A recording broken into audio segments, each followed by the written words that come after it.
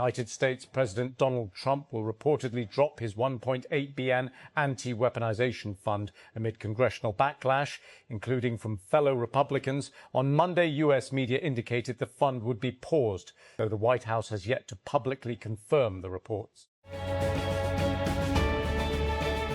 Armenian Prime Minister Nikol Pashinyan has rejected a call from Moscow to hold an immediate referendum on leaving the Russian-led Eurasian Economic Union, EAU, to join the European Union. The refusal from Pashinyan came on Monday as Russian President Vladimir Putin called, ostensibly, to wish him a happy birthday.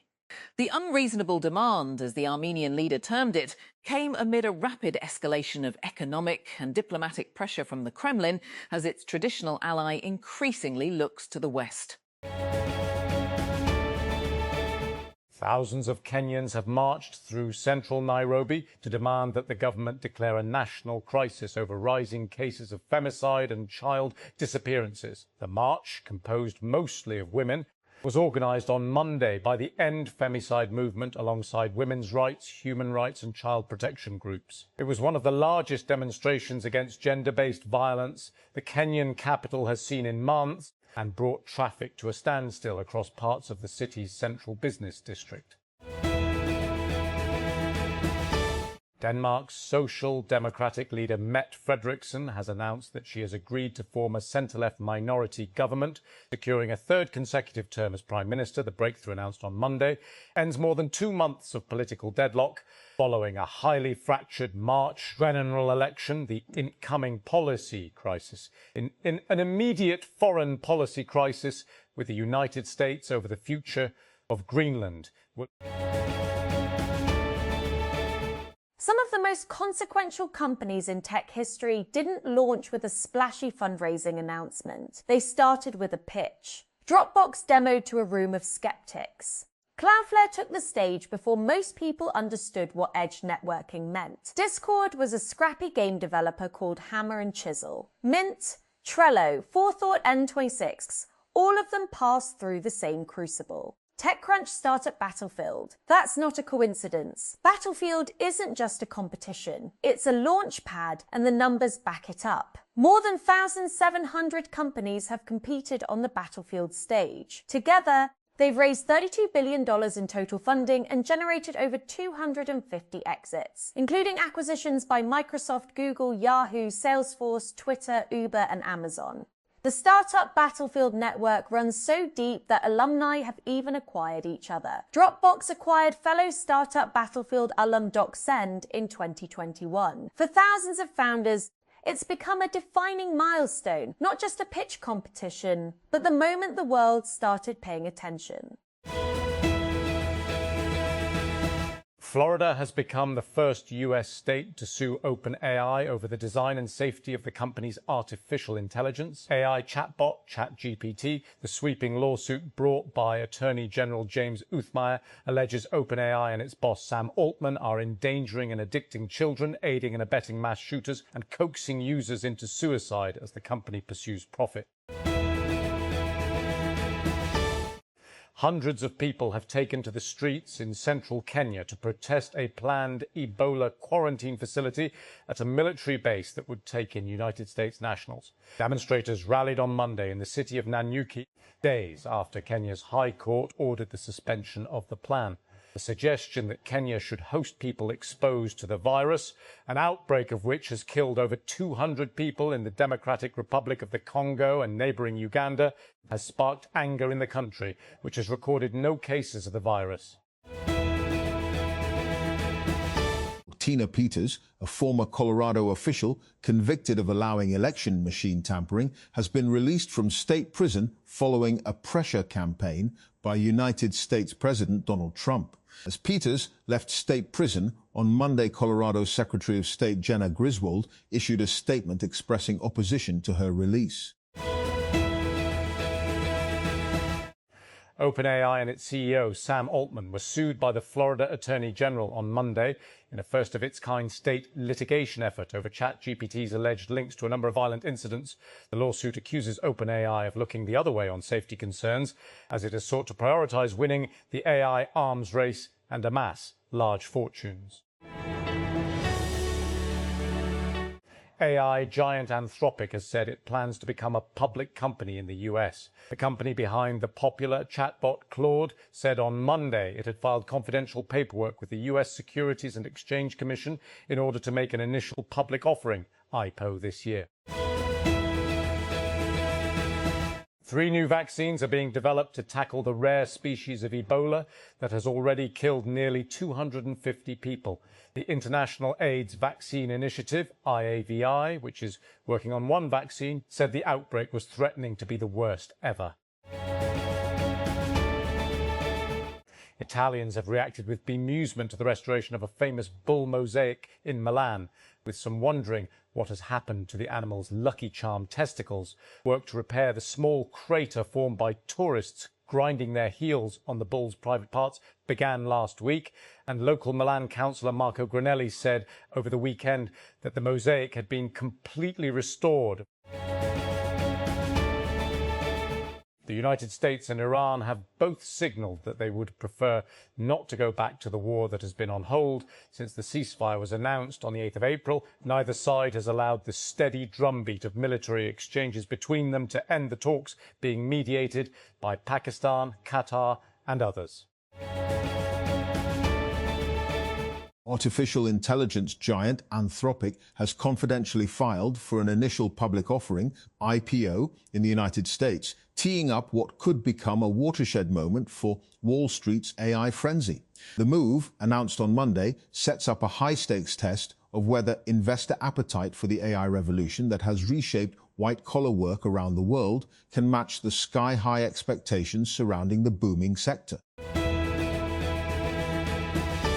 SpaceX has added new language to its IPO filing that warns prospective investors about the company's access to a potentially scarce resource. Water, the company, which now includes Elon Musk's AI play, xAI, wrote in an amended version of the filing on Monday that access to water is just as important as SpaceX's ability to secure power, processors, and critical power, processors, and other critical resources.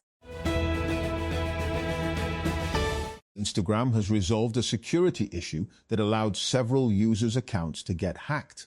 The attack appeared to rely on tricking Meta's own AI-powered support chatbot into granting access to a victim's account.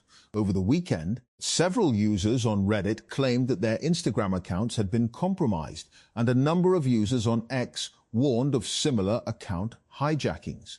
The compromised accounts include the Instagram handle for the Obama-era White House, which appears to have been inactive since 2017, and the account of the U.S. Space Force's Chief Master Sergeant, John Benton-Wegner.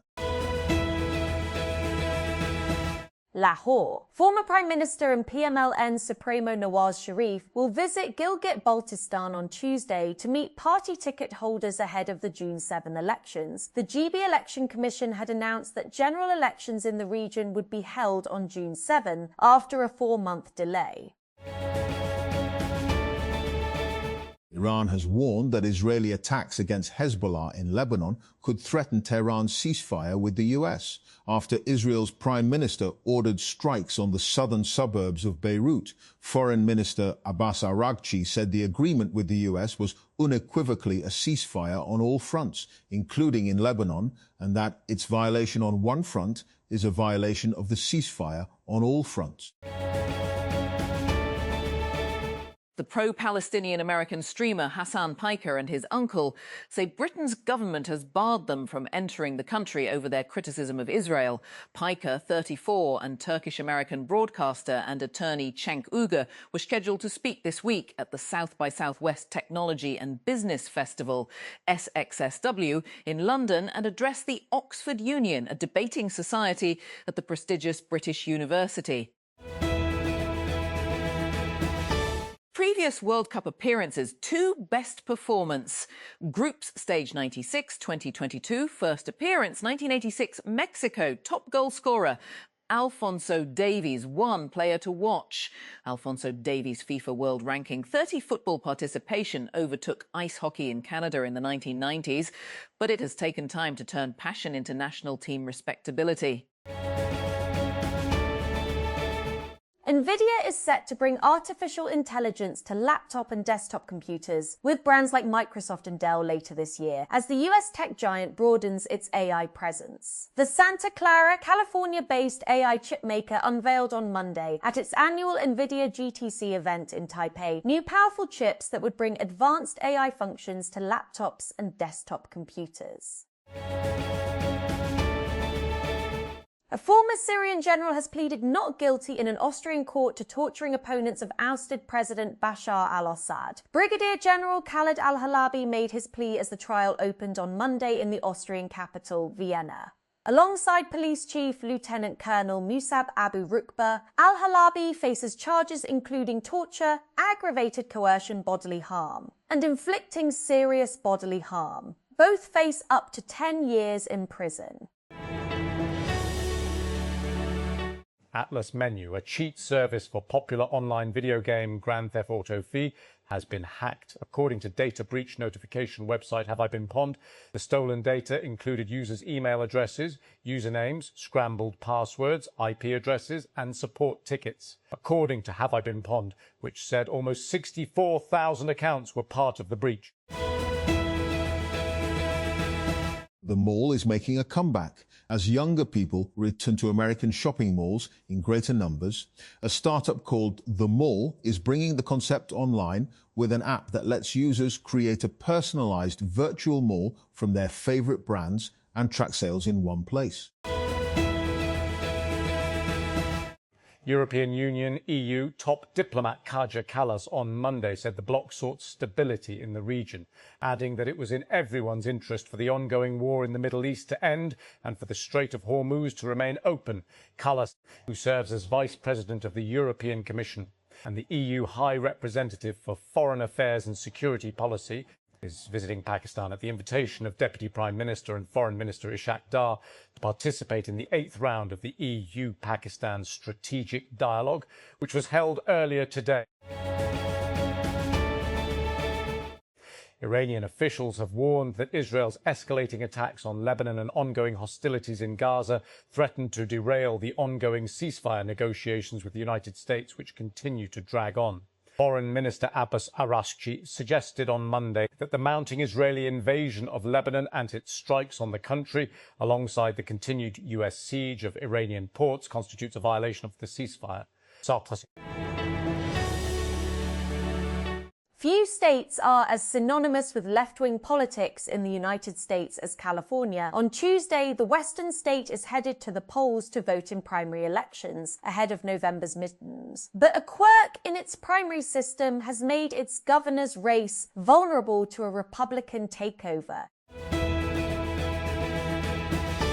Hundreds of young people in the town of Nanyuki in central Kenya have rallied against plans to set up an Ebola quarantine centre for United States citizens exposed to the virus at Laikipia Air Base nearby. The protests on Monday came 2 days after Kenya's High Court suspended the establishment of the facility and a case filed by the Law Society of Patients, pending a case filed by the Law Society of Kenya and a constitutional watchdog. An international court has ruled that the United Kingdom does not need to pay Rwanda more than £100 million (134 million) in compensation over a scrapped migrant deportation deal. The Hague's Permanent Court of Financial Claims brought by Kigali, which had argued that Britain should honour the terms of the controversial asylum plan, which was cancelled by London in 2024. Anthropic, the AI lab behind Claude, has filed confidentially for an initial public offering. The company said in a blog post Monday. The company, which is valued at close to $1 trillion, submitted a draft registration statement to the US Securities and Exchange Commission for a proposed initial public offering. Anthropic has yet to list the number of shares or set the price. Anthropic said the proposed initial public offering will depend on market conditions and other factors.